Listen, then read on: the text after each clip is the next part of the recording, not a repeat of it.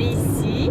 Mais là, on vient de passer l'heure de l'Alberta rocheuse, donc il est rendu 10h30. C'était comme plus le fun de l'autre bord. On dirait qu'on gagnait des heures, là, on perd des heures.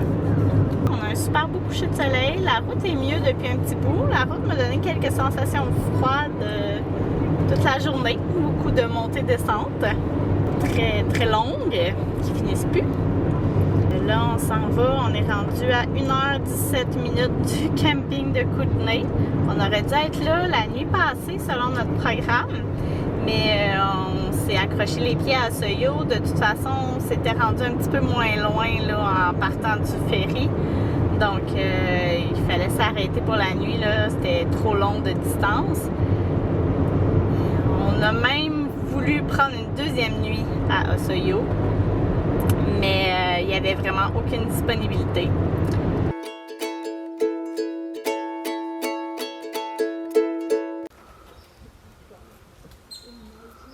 Une maman avec son bébé chevreuil juste à côté de notre emplacement de camping au camping Red Streak à Kootenay. Ils sont vraiment très proches.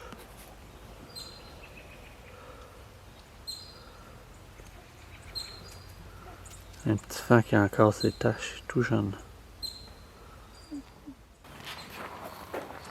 Nous sommes le 16e jour de notre voyage.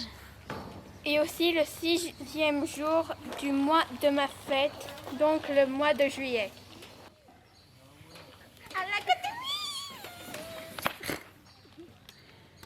Petit parc près de notre terrain de camping. Très old-made, old school.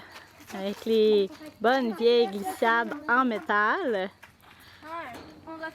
Que les enfants avaient comme jamais vu de leur vie. Mais très beau paysage autour du parc. Charlot, lui, qui n'aura pas vu le parc présentement, fait une belle petite siestouille. Donc comme hier soir, nous sommes arrivés quand même très tard. On a fait de la route jusqu'à minuit et demi, là, presque là, heure de l'Alberta. Dernier 10 minutes là, en viraillage dans le camping parce qu'il n'y avait personne à l'accueil, donc on n'avait pas de plan. On suivait les indications dans le noir. Les chemins sont étroits. On est vraiment dans le bois, ce qui est magnifique, là, parfait, mais dans le milieu de la nuit, un petit peu plus incertain comme chemin. On a eu de la misère aussi un peu là, à se mettre, là, même si on avait un terrain là, qu'on peut rentrer direct, là, ça a été un petit peu plus laborieux. Puis on s'est vraiment juste stationné comme en born dorking. Là, on est resté après le véhicule et tout. On a endormi les cocos. Ça a été un petit peu plus dur à endormir Charlot. Là. Il avait dormi un petit peu plus longtemps à l'auto. Fait qu'on a géré tout ça et that's it.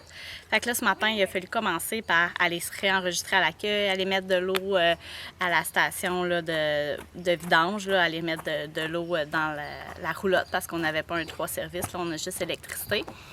Et on s'est stationné là, vraiment comme il faut, mis à niveau et tout ça. Donc, petit taponnage ce matin.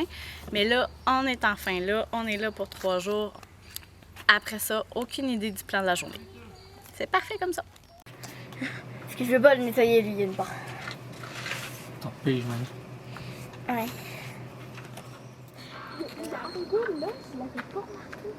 On vient de voir un renard passer dans le couloir. Un petit fox.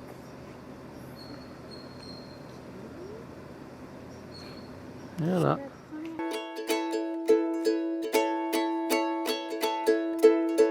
Bon matin tout le monde. Aujourd'hui, on est jour 17 de notre voyage, le 7 juillet. On est moi et Charlot de debout ce matin. Il est rendu 8h30 ici, heure de l'Alberta, dans le fond.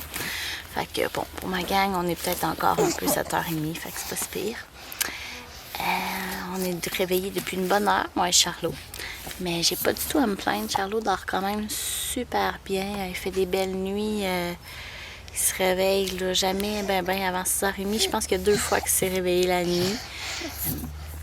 Donc vraiment là, pour un bébé, que tout ça c'est vraiment de l'adaptation, qui avait jamais vraiment fait de camping. Nous on avait fait une nuit de test là, avant de partir et quelques siestes dans, dans la roulotte pour se pratiquer. Mais sinon là vraiment il s'adapte comme un pro. Fait que là ce matin on joue un petit peu sur le tapis tranquille. On est sorti de la roulotte.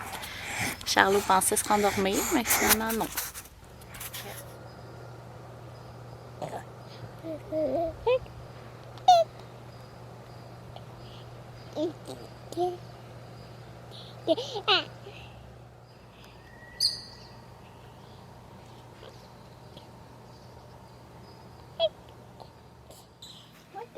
Grosse avant-midi, pas de sieste. Les gars, on s'endort sur notre dîner. On fait comme Matisse. Fait qu'on arrive aux sources thermales Rigium Hot Spring. Et puis on se fait accueillir par ce beau petit troupeau de chèvres de montagne. Très calme. Ils n'ont pas l'air d'avoir peur de grand chose. Hop. Hop.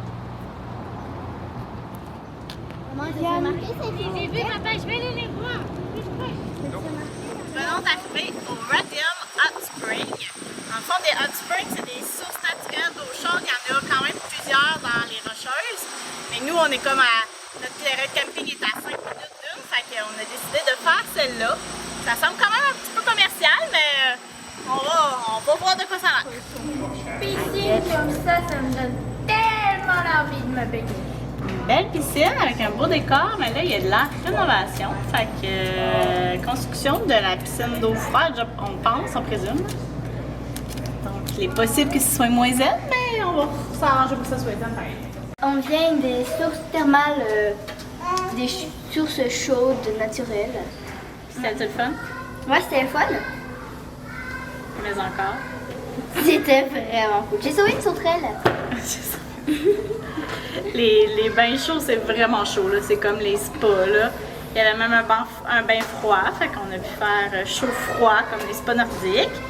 Puis Molly et le gars ont pu essayer le chaud-froid. Mathis aussi, il n'avait jamais essayé ça, eux autres. On a épargné Charlot, par exemple, qui a juste fait le chaud, mais il a vraiment aimé ça.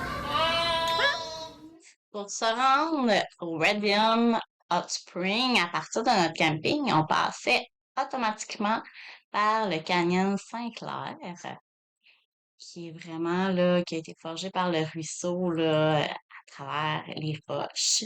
Maintenant, la route passe là. Donc, à notre retour, on a pris le temps de s'arrêter et d'aller visiter un petit peu, là, d'aller au bord du ruisseau, d'aller prendre quelques photos. C'est quand même assez impressionnant comme lieu.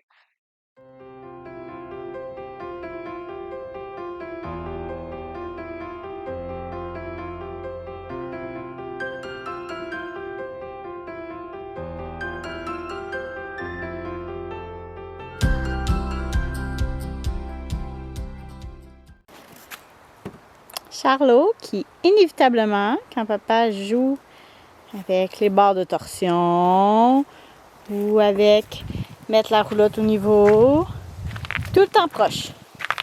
Il vérifie que la job est bien faite, super intéressé. Et ça donne des super de belles petites menottes toutes noires. Elles sont pas si pires. Hein?